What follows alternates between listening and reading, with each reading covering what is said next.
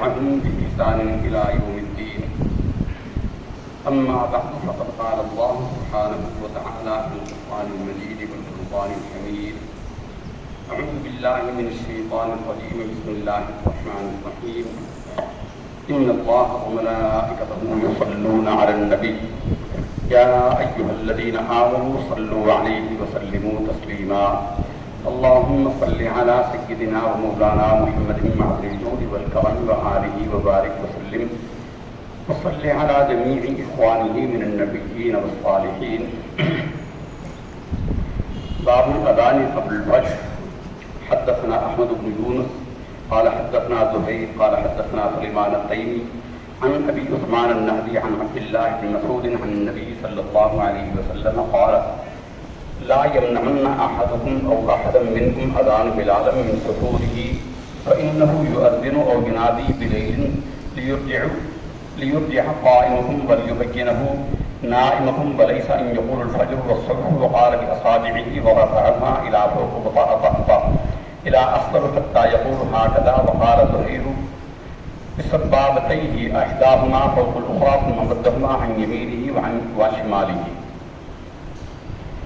بخاری شریف ہے اور کتاب الاذان ہم مطالعہ کر رہے ہیں، اور اس میں ہم نے یہ بیان کیا ہے کہ جو ہمارے معاشرے میں آج کل ایک فتنہ پھیلایا ہوا ہے کہ سحری کے وقت میں اذان ہو جائے، مؤذن اذان دیتا رہے تو تم کھاتے پیتے رہو، اور حدیث میں ہے اس کا بیان.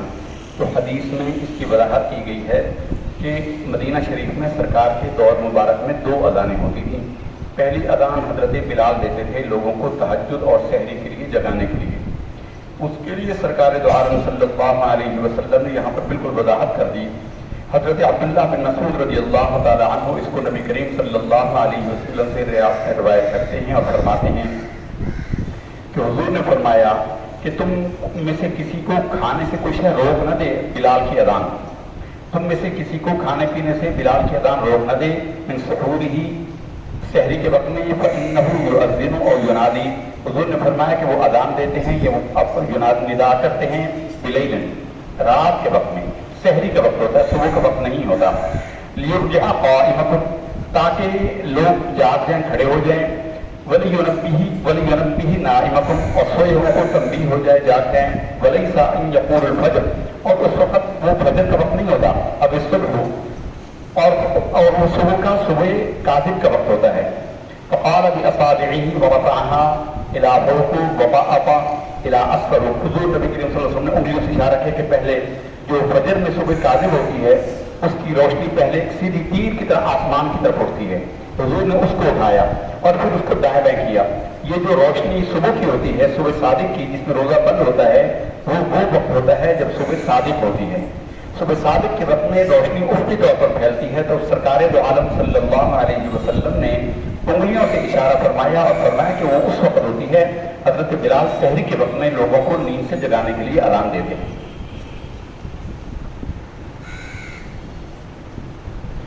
عن عائشہ رضی اللہ تعالیٰ عنہ، حضرت سند کے ساتھ ہم بیان کر رہے ہیں. عن عائشہ رضی اللہ تعالیٰ عنہ عن النبی صلی اللہ علیہ وسلم انہ قال ان بلالا یؤذن بلیل فکلوا واشربوا حتی یؤذن ابن ام مکتوم.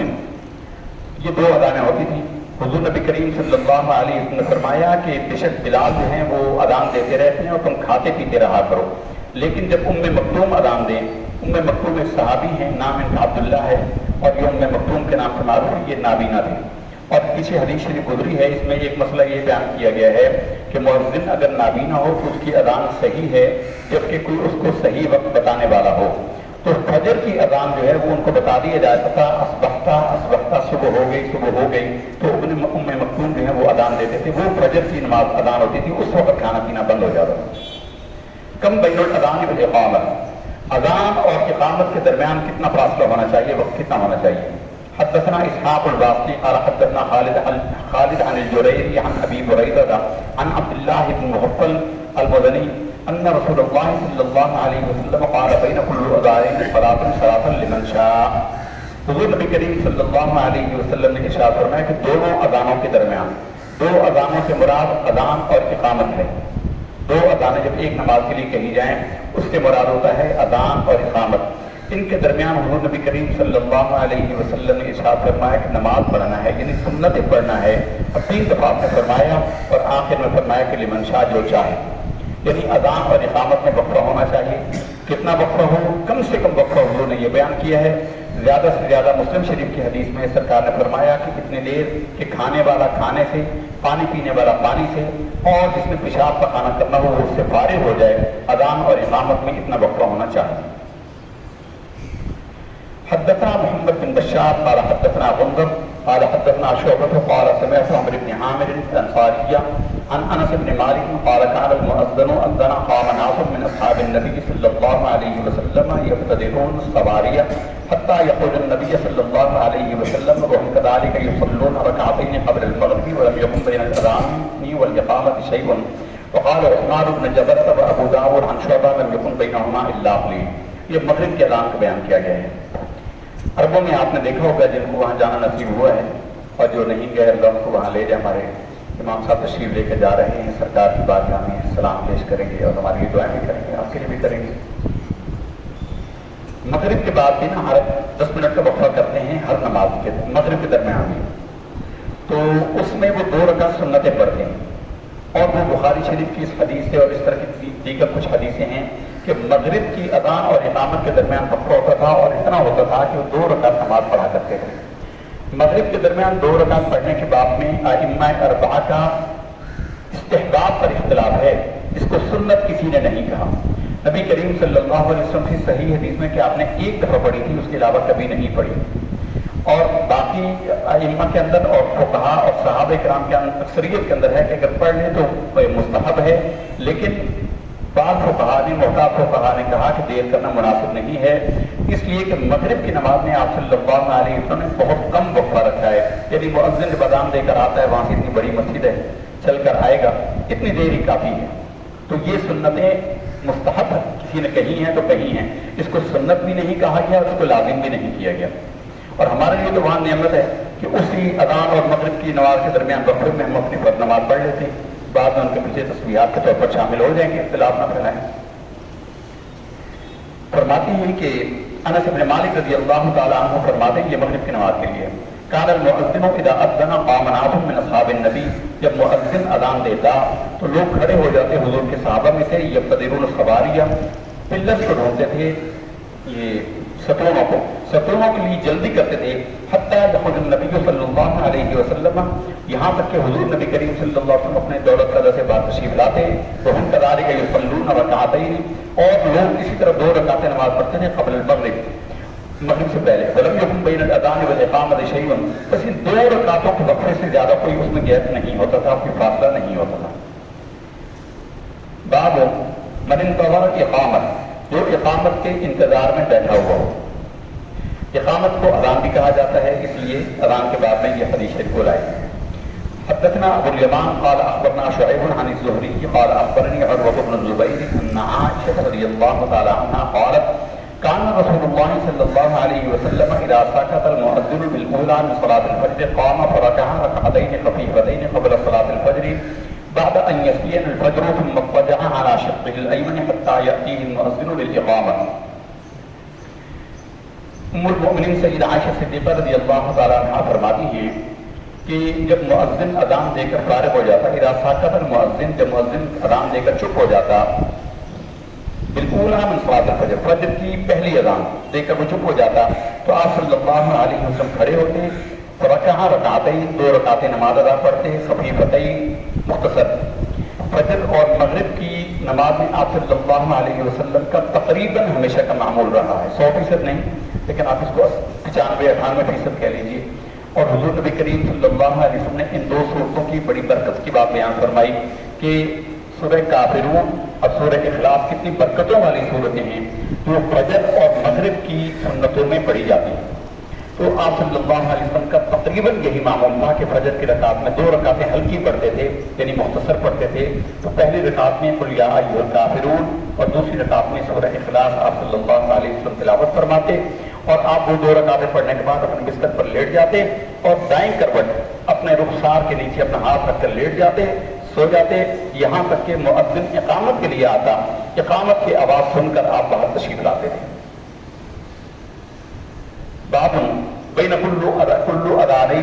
لمن شاء، دو اذانوں کے درمیان جو چاہے اسے چاہیے کہ سنتیں پڑھ لے. وہ پہلے والی حدیث شریف ہے کہ 3 دفعہ حضور نے فرمایا کہ دو اذانوں یعنی اذان اور اقامت کے درمیان لوگوں کو چاہیے کہ سنتیں پڑھ لیں.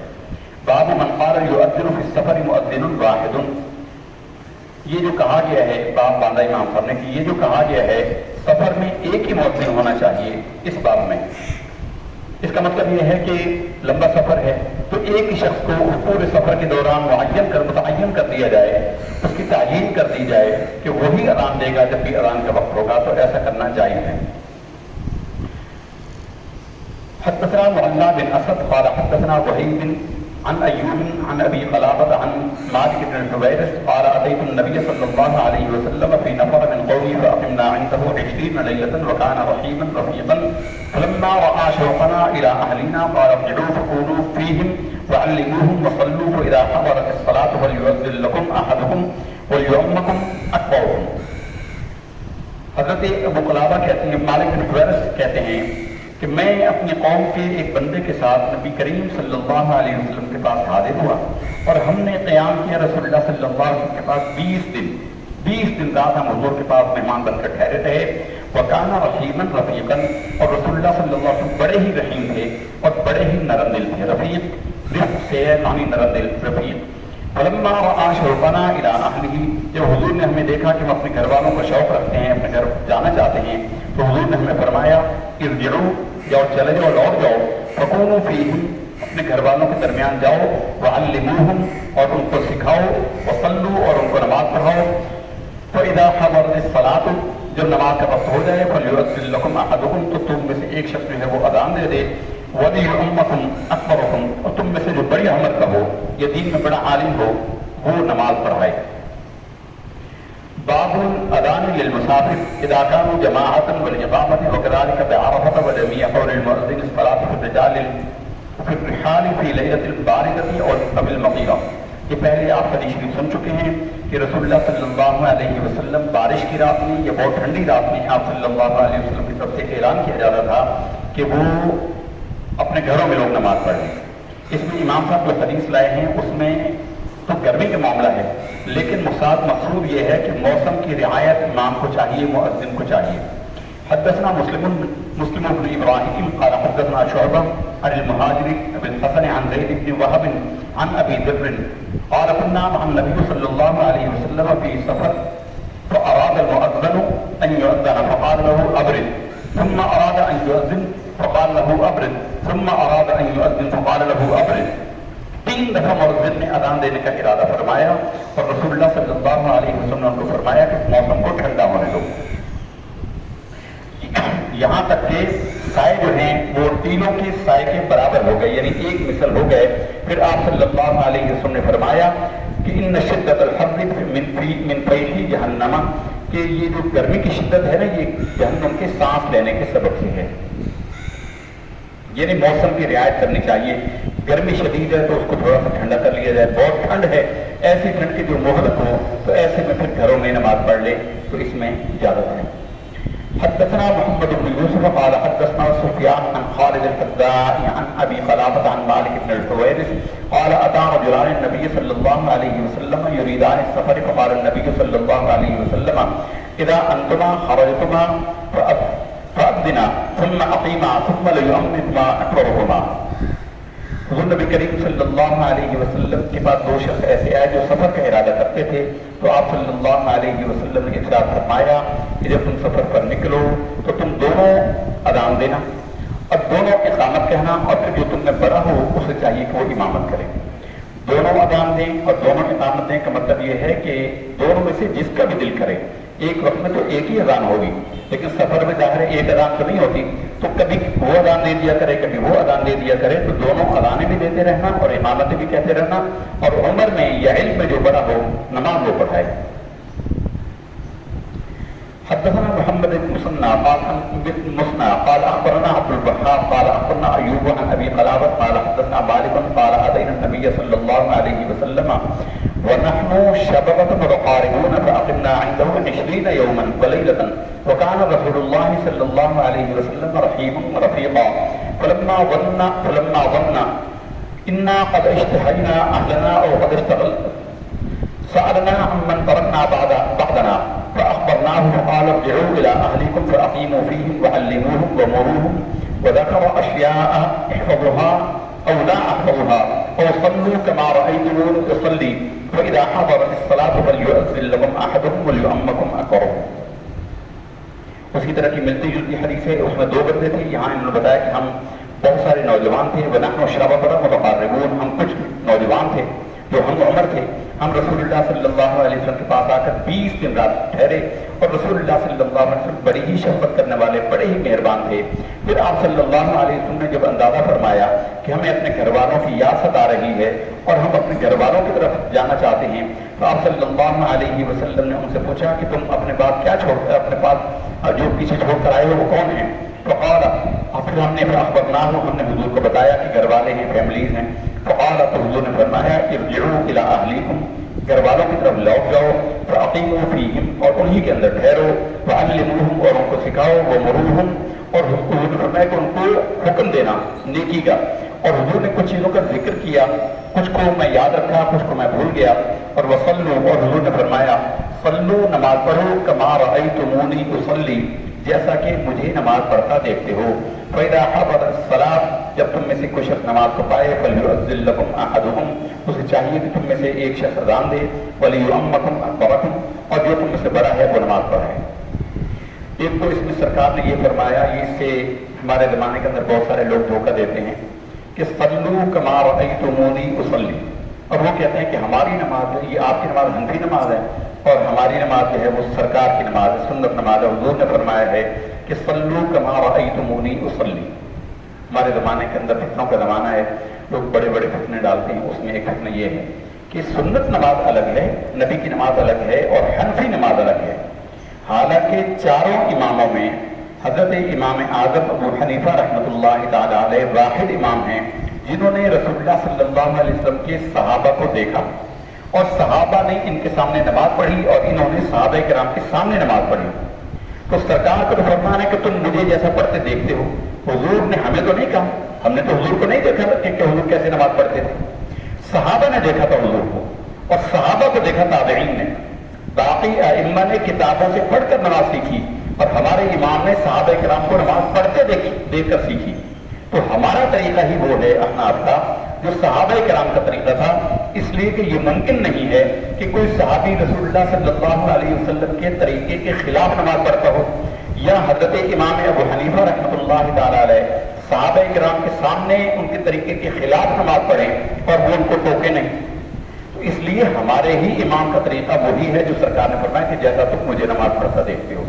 باقی ائمہ نے کتابوں سے پڑھ کر اس کا بیان کیا ہے، ہمارے امام نے صحابہ کرام کو دیکھا ہے. اس لیے یہی وہ طریقہ ہے جو حضور نے فرمایا کہ تم ایسے نماز پڑھو جیسا نماز پڑھتے مجھے دیکھتے ہو.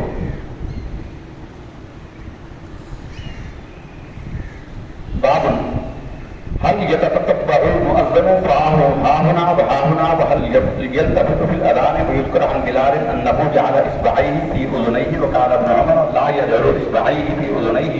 وقال ابراهيم لا باس ان يؤذن على غير وضوء. وقال عطاء الوضوء حق وسنة. وقالت عائشة رضي الله تعالى عنها كان النبي صلى الله عليه وسلم يذكر الله على كل احيانه.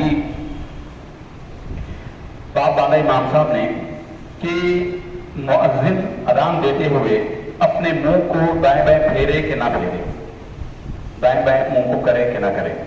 فہل یلتفت فی الاذان، اور کس طرف منہ کرے اذان دیتے ہوئے، کس طرف توجہ کرے. وَيُذْكَرُ عَنْ بِلَالٍ أَنَّهُ جَعَلَ أَصْبَعَيْهِ، اور حضور نبی کریم صلی اللہ علیہ وسلم کی طرف سے کہا گیا بلال کو کہ وہ اپنے کانوں میں 2 انگلیاں ڈال دیں، دونوں طرف کانوں میں انگلیاں ڈال کر اذان دے.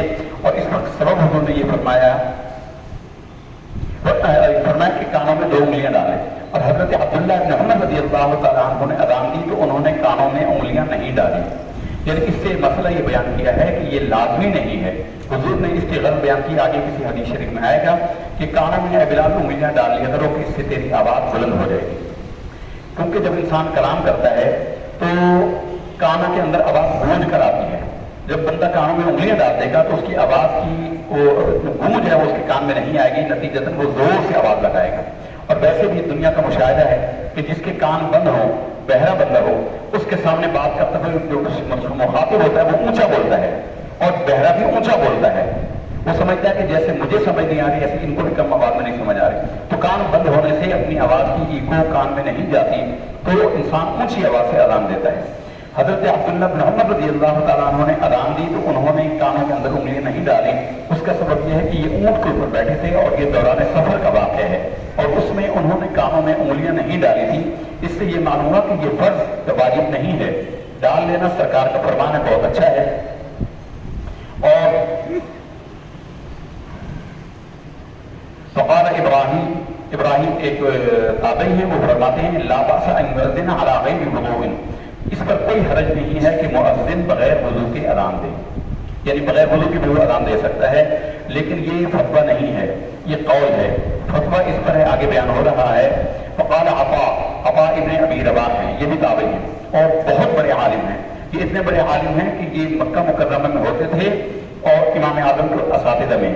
تو حضرت عبداللہ بن عمر رضی اللہ تعالیٰ عنہما جب یہاں پر تشریف لائے مکہ مکرمہ تو لوگ ان سے حج کے اور عمرہ کے مسائل پوچھنے کے لیے آئے اور انہوں نے جب حضرت عطا ابن ابی رباح کا درس سنا تو انہوں نے کہا کہ عطا کے ہوتے ہوئے تو مجھ سے مسئلے پوچھ رہے ہو. یعنی اتنے بڑے صحابی تھے, عالم تھے, تابعی تھے, اتنے بڑے عالم کہ عبداللہ بن عمر کہہ رہے کہ ان کے ہوتے ہوئے مجھ سے مسئلے کیوں پوچھ رہے ہو. عطا ابن ابی رباح کہتے ہیں الوضوء حق, وضو کرنا حق ہے, لازم ہے, وسنت, اور یہ سنت ہے.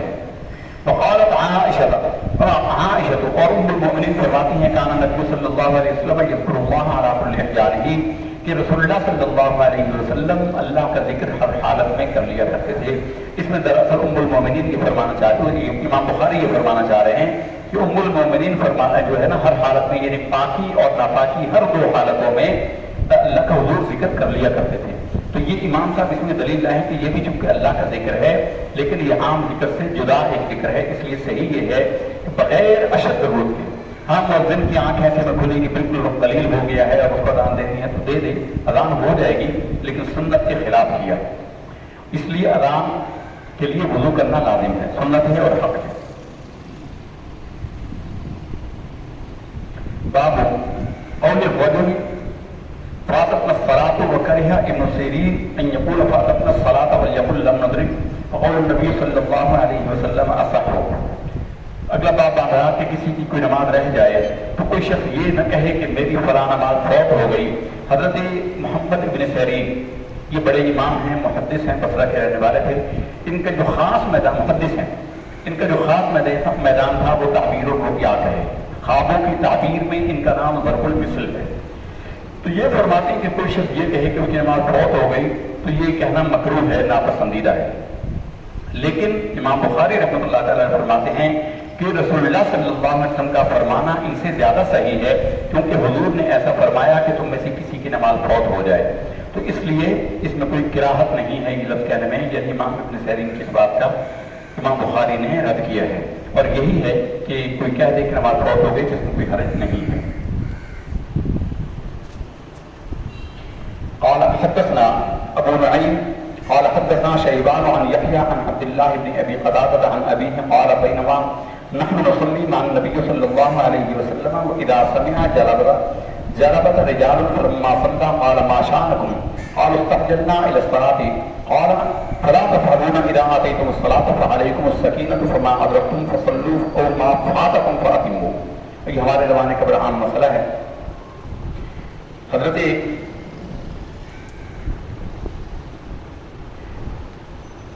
عبداللہ بن ابی قتادہ اپنے والد سے روایت کرتے ہیں کہ ایک دفعہ ہم نبی کریم صلی اللہ علیہ وسلم کے پیچھے نماز پڑھ رہے تھے اور آپ صلی اللہ علیہ وسلم نے نماز میں سنا سمع جلبت رجال, یعنی حضور نے لوگوں کے قدموں کے دوڑنے کی آواز سنی اپنے پیچھے.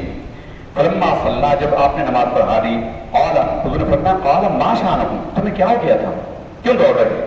قالوا, لوگوں نے کہا استعجلنا الی الصلاۃ, ہم نے نماز کی طرف آنے میں جلدی کی. یعنی جماعت کھڑی ہو چکی تھی, ہم چاہتے تھے کہ جلدی جلدی پہنچے تو تیزی سے دوڑے, جیسے ہمارے یہاں بھی لوگ کرتے ہیں کہ رکعت نکل نہ جائے تو اس لیے دوڑتے ہیں.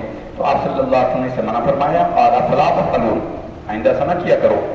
اذا اتیتم الصلاۃ, جب تم نماز کے لیے آؤ, فعلیکم السکینہ, تو تم پر سکون اور وقار لازم ہے. پورے اطمینان اور سکون کے ساتھ چل کر آیا کرو. وما ادرکتم فصلوا، تو جو نماز تمہیں مل جائے جماعت کے ساتھ وہ پڑھ لو. وما فاتکم فاتموا، اور جو رہ جائے فوت ہو جائے اس کو مکمل کر لو. یہ فوت کے لفظ سے اصل میں عنوان تو باندھا ہے کہ یہ کہنا یہ مکروہ نہیں ہے کہ میری نماز فوت ہو گئی، اور اس میں دلیل حضور کی یہ بات لائے ہیں. لیکن اس سے بہت سارے مسئلے بیان ہو گئے کہ انسان کی نماز کی رکعت نکل جائے، حتیٰ کہ آخری رکعت بھی ہو اور بندہ آئے تو دوڑتا ہوا نہ آئے، اگرچہ امام کو سلام سے پہلے پا لے تو پا لے، اس کو جماعت کا ثواب مل جائے گا. اور اگر اس کے آنے سے پہلے امام نے سلام بھی پھیر دیا تو بہرحال اس نے اپنی غفلت کی، دیر سے آیا، تو اس کو دوڑنا نہیں چاہیے مسجد میں. یہ مسجد کے ادب کے خلاف ہے. صوفیاء کرام بھی اس میں اتنی احتیاط کرتے ہیں کہ فرماتے ہیں کہ جب لوگ نماز کے لیے نماز سے باہر نکلتے ہیں، مسجد میں چپل اٹھا کر لاتے ہیں تو چپلیں کھڑے زمین پر پھینک دیتے ہیں. فرمایا یہ بھی مسجد کے آداب کے خلاف ہے. مسجد کے دروازے پر چپلیں نیچے پھینک کے بھائی نیچے جھک کے رکھ لو، ان کو زور سے پھینکنا یہ مسجد کے باہر بھی، مسجد کے قرب میں بھی یہ مسجد کے آداب کے منافی ہے. باب ما ادرکتم فصلوا وما فاتکم فاتموا. قال له ابو قتادہ عن النبی صلی اللہ علیہ وسلم، حضور نے فرمایا ہے باب باندھا امام صاحب نے کہ جو نماز تمہیں مل جائے وہ پڑھ لو اور جو فوت ہو جائے اسے مکمل کر لو. وہی لفظ فوت کو یہاں پر عنوان باندھا ہے. حدثنا آدم قال حدثنا ابن ابي ذئب قال حدثنا الزهري عن سعيد بن المسيب عن ابي هريره عن النبي صلى الله عليه وسلم وحول وعن الزهري عن ابي سلمة عن ابي هريره عن النبي صلى الله عليه وسلم قال اذا سمعتم الاقامه فامشوا الى الصلاه وعليكم السكينه والوقار ولا تسرعوا فما ادركتم فصلوا وما فاتكم فاتموا. اسی مضمون کی حدیث ہے. حضور نبی کریم صلی اللہ علیہ وسلم نے فرمایا کہ جب تم اقامت کو سن لو فامشوا الى الصلاة، تو آرام سے چلتے ہوئے آؤ مسجد میں نماز پڑھنے. فامشوا الى الصلاة وعليكم السكينة والوقار، اور تم پر لازم ہے کہ سکون کے ساتھ اور وقار کے ساتھ چل کے آؤ. ولا تسرعوا، اور نہ دوڑو. فما ادرکتم فصلوا، جو نماز تمہیں مل جائے وہ پڑھ لو. وما فاتکم فاتموا، جو فوت ہو جائے نکل جائے رہ جائے اس کو بعد میں مکمل کر لو. ویسے لفظ فوت کا لفظی معنی جو ہے وہ مر جانا نہیں ہے. لفظ فوت کا مطلب ہوتا ہے گزر جانا. ہمارے کہتے ہیں نا فلاں فوت ہو گیا، یہ وفات پا گیا، اس کا مطلب ہے کہ سامنے سے گزر گیا، اب وہ ہماری آنکھوں سے گزر کر قبر میں چلا گیا. تو فوت کا مطلب ہے جو نماز ہم سے گزر گئی. اگلا باب ہے باب متى يقوم الناس اذا راوا الامام عند الاقامه. اقامت کے وقت میں کھڑا کب ہوا جائے؟ جب امام کو دیکھو تو اس وقت کھڑا ہونا چاہیے. حدثنا مسلم بن ابراہیم قال حدثنا هشام قال كتب الي يحيى عن عبد الله بن ابي قتادة عن ابيه قال قال رسول الله صلى الله عليه وسلم اذا اقيمت الصلاة فلا تقوموا حتى تروني. حضور نبی کریم صلی اللہ علیہ وسلم نے ارشاد فرمایا کہ جب اقامت کہی جائے تو کھڑے نہ ہو جایا کرو یہاں تک کہ تم مجھے دیکھ لو. یعنی اگر امام موجود نہیں ہے تو اس وقت تک نمازی نہ کھڑے ہوں جب تک کہ امام نہ آئے. امام آئے تو تب تم کھڑے ہوا کرو چاہے پوری اقامت بھی گزر جائے. اور اگر امام ہمارے یہاں مسجدوں میں، ہمارے یہاں آج کل اہل سنت کے یہ جو مکاتب فکر ہیں دیوبندی اور بریلوی، ہماری مسجدوں میں یہ نمایاں فرق دیکھا جاتا ہے. اہل سنت کی مسجدوں میں امام اور مقتدی حی علی الصلاۃ، حی علی الفلاح یا قد قامت الصلاۃ، ان تین الفاظ میں سے کسی پر کھڑے ہوتے ہیں. اور یہی سنت ہے، یہی سنت ہے. امام ابو حنیفہ نے بھی یہ فرمایا. اور دیوبندیوں کے ہاں امام بیٹھا ہوتا ہے اوپر پہلے اللہ اکبر پر ہی کھڑا ہو جاتا ہے. اور وہ حالانکہ مفتی شفیع نے بھی دارالعلوم کراچی کے جو بانی ہیں ان کے فتاوی کے اندر بھی یہ لکھا ہے کہ حق یہ ہے، سنت یہ ہے کہ جب حی علی الصلاۃ کہا جائے تو کھڑا ہوا جائے. اور یہ متفق علیہ ہے. قاضی ثناء اللہ پانیپتی رحمۃ اللہ تعالیٰ علیہ یہ ہمارے بہت بڑے عالم ہیں. یہ سنی اور بریلوی دیوبندی کے فرق سے پہلے کے ایک عالم ہیں اور ان کا دونوں مکاتب فکر میں بڑا اہتمام پایا جاتا ہے، بڑا اکرام پایا جاتا ہے. ان کی ایک کتاب ہے بنیاد المصلی، اس میں بھی انہوں نے یہی لکھا ہے کہ مقتدیوں کو چاہیے کہ جب قد قامت الصلاۃ کہا جائے، حی علی، دو قول ہیں، حی علی الفلاح یا قد قامت الصلاۃ، اس وقت کھڑا ہوا جائے. تو ہمارے ہاں یہ اپنے اکابرین کی باتوں کو بھی خلاف کرتے ہیں اور یہ بھی اب امت کے اندر وجہ نزاع بن گیا.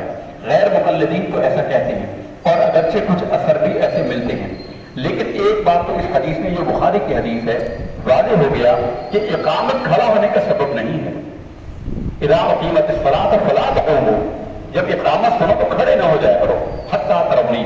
تو اس میں ایک مسئلہ یہ بھی معلوم ہوا کہ وقت ہو جائے, اقامت ہو جائے, امام کے آنے کا یقین ہو تو امام کے آنے سے پہلے بھی اقامت کہی جا سکتی ہے, اور تب تک بیٹھے رہیں جب تک کہ امام کو دیکھ نہ لیں, اور امام آ جائے تو پھر کھڑے ہوں. اور ایک حدیث میں ہے کہ حضور جب صف پیچھے سے آتے تھے تو پچھلی صف کے درمیان سے گزرتے تو پچھلی صف کھڑی ہو جاتی تھی, اگلی صف, پھر اگلی صف, پھر اگلی صف, اور اس کے بعد لوگ جو ہیں وہ سارے کھڑے ہو جاتے تھے. اور اگر سامنے سے آتے تھے تو پہلے اگلی صف کھڑی ہوتی تھی, پھر دوسری, پھر تیسری. تو یہ اصل میں طریقہ یہی ہے. بابن لا يقوم الى الصلاة مستعجلا وليقم اليها بالسكينة والوقار. وہی بات کہ نماز کے لیے کھڑے نہ ہو جلد بازی میں, اور چاہیے کہ سکون اور وقار کو اختیار کرو. اور پوری حدیث وہی سند کے ساتھ بیان کرتے ہوئے فرمایا قال رسول اللہ صلی اللہ علیہ وسلم اذا اقیمت الصلاة فلا تقوموا حتى ترونی وعلیکم السکینة تابعه علی ابن مبارک. وہی حدیث شریف کہ جب اقامت سنو کھڑے نہ ہو جایا کرو یہاں تک کہ تم مجھے دیکھ لو, اور تم پر لازم ہے کہ سکون اور وقار کو لازم اختیار کرو.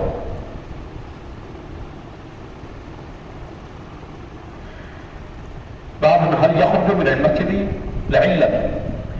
اذان دینے کے بعد مسجد سے کسی ضرورت کے سبب باہر جانا, یا اقامت کے بعد بھی اگر کوئی باہر جانا پڑے یا کوئی کام کرنا پڑ جائے تو کیا یہ جائز ہے؟ تو یہ جائز ہے اگر کوئی ضرورت پیش آ جائے. حدثنا عبد العزيز بن عبد الله قال حدثنا ابراهيم بن سعد عن صالح بن كيسان عن ابي شهاب عن ابن شهاب عن ابي سلمة عن ابي هريرة رضي الله تعالى عنه ان رسول الله صلى الله عليه وسلم خرج وقد قيمت الصلاة وعدلت الصفوف حتى اذا قام في مصلاه انتظرنا ان يكبر ان يكبر انصرف قال على مكانكم فمكثنا على هيئاتنا حتى خرج الينا ينقض رأسه ماء وقد اغتسل. حضور نبی کریم صلی اللہ علیہ وسلم ایک مرتبہ تشریف لائے اور آپ صلی اللہ علیہ وسلم کے سامنے اقامت کہی گئی, لوگ کھڑے ہو گئے تو آپ صلی اللہ علیہ وسلم نے لوگوں کو کہا کہ تم کسی حیت میں کھڑے رہو, تھوڑی دیر رکے رہو, اور ہم رکے رہے یہاں تک کہ آپ صلی اللہ علیہ وسلم گھر میں تشریف لے گئے. اور جو حضور آئے تو آپ نہائے ہوئے تھے اور آپ کے بالوں سے پانی کے قطرے ٹپک رہے تھے. اس کا ایک اور جگہ پر اس کی وضاحت ہے. اس وقت آپ صلی اللہ علیہ وسلم پر غسل فرض تھا اور آپ صلی اللہ علیہ وسلم نے غسل نہیں کیا تھا, اور پھر آپ کو وہاں پہ مصلی پر آپ کو خیال آیا اور آپ گھر میں تشریف لے گئے. اتنی دیر لوگ کھڑے رہے. اس میں اصول تو یہ بیان کیا گیا ہے کہ اگر کوئی ایسی ضرورت پیش آ جائے جو شرعی حجت ہو تو اس میں جا سکتا ہے.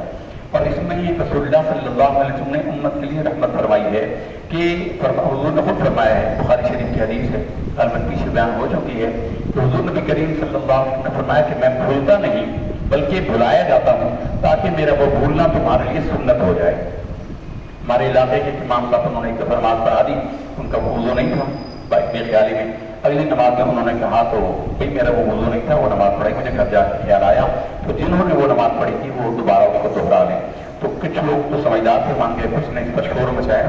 تو یہ شور مچانے کی بات نہیں ہے, بشری تقاضے سے امام ہو متقی, صحیح العقیدہ متقی ہو, اور اگر اس سے کوئی بھول چوک ہو جائے تو یہ قابل گرفت نہیں ہے. اور یہ سرکار کی سنت ہے, سرکار نے یہ اس لیے عمل کیا, اللہ نے سرکار سے عمل اس لیے کروایا کہ حضور کا بھولنا بھی امت کے حق میں سنت ہو جائے.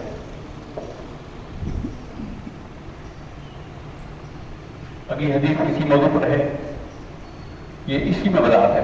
باب اذا قال الامام مکانکم حتی یبلغ انتظروہ. امام کا یہ کہنا کہ لوگوں کو کہ اپنی جگہ پر کھڑے رہو یہاں تک کہ میں لوٹوں. حدثنا اسحاق قال اخبرنا محمد بن يوسف قال حدثنا الاوزاعي عن الزهري عن ابي سلمة ابن عبد الرحمن عن ابي هريرة قال اقيمت الصلاة فصب الناس صفوفهم فخرج رسول الله صلى الله عليه وسلم فتقدم وهو جنوب ثم قال على مكانكم فرجع فاغتسل ثم خرج ورأسه يقطر ماء فصلى. حضور نبی کریم صلی اللہ علیہ وسلم نے لوگوں کو صفوں میں سیدھا کر دیا اور آپ صلی اللہ علیہ وسلم نے, اچھا اس میں یہ بیان ہوا ہے کہ لوگوں نے پہلے صف باندھ لی. مضمون یہ چل رہا ہے, پیچھے حدیث کا عنوان یہ چلا ہے کہ لوگ کب کھڑے ہوں, اقامت کھڑے ہونے کا محل نہیں ہے. اور یہاں یہ ہے کہ لوگوں نے صفیں سیدھی کر لی تھی اور حضور باہر تشریف لائے. تو اس میں یہی بات بتانا مقصود ہے کہ پہلے ایسا عمل جائز تھا, بعد میں رسول اللہ صلی اللہ علیہ وسلم نے منع فرما دیا کہ اقامت کھڑا ہونے کا محل نہیں ہے جب تک کہ تم مجھے نہ دیکھو. اس لیے حضور نے منع فرمایا تھا. اور بات کی تفصیل وہی ہے کہ آپ صلی اللہ علیہ وسلم غسل فرض تھا, وہ جنوب, حضور جنوبی تھے, मकान अला मकान, फिर हुजूर ने फरमाया कि अपने मकामों पर खड़े रहो। फरजा, फिर घर गए, फस्तसला सुम्मा खरज व रअसुहु यक़तुरु माअन फसल्ला। हुजूर घर गए, हुजूर ने गुस्ल फरमाया, फिर आप बाहर तशरीफ लाए तो आपके सर मुबारक से पानी के कतरे मुबारक टपक रहे थे। अगली हदीस में हज़रत उमर की वो पीछे गुजर चुकी है कि जब उनकी नमाज निकल गई थी, मज़मून ये चल रहा है कि अदान मगरिब हुई और मगरिब के वक्त में आप सल्लल्लाहु अलैहि वसल्लम ने, हज़रत उमर ने कहा कि या रसूलल्लाह, इन काफिरों को खुदा बर्बाद करे, हमारी असर की नमाज आया कर दी। मगरिब के बाद पहुंचे थे तो हुजूर ने अदान दिलवाई। अदान के बाद सरकार ने पहले असर की नमाज पढ़ी और उसके बाद फिर मगरिब की नमाज पढ़ी। और ये मसला है साहिब तरतीब का। साहिब तरतीब उस शख्स को कहते हैं जिसकी अब तक की जिंदगी में कुल 5 या 5 से कम नमाजें कज़ा हुई हों। उसका हुक्म ये है कि अगर उसकी नमाज कज़ा हो गई और अगली नमाज का वक्त हो गया तो पहले वो अपनी छोटी हुई नमाज पढ़ेगा, बाद में वक्त वाली पढ़ेगा। लेकिन जिसकी 5 से ज्यादा हो जाए कज़ा, उसके लिए ये है कि जो चाहे पहले पढ़ ले, अगर पहले वक्त है तो पढ़ ले, नहीं है वक्त तो पहले वक्त की बाद नमाज पढ़ ले और बाद में उसके वो पढ़ ले। अल्लाह ताला से दुआ है कि अहादीस सहीह की मारिफत से हमारे दिलों को मुनव्वर फरमाए और हमें इसका सही फहम और उसका अमल की तौफीक दे। व आखिरु दाअवाना अनिल हम्दुलिल्लाह।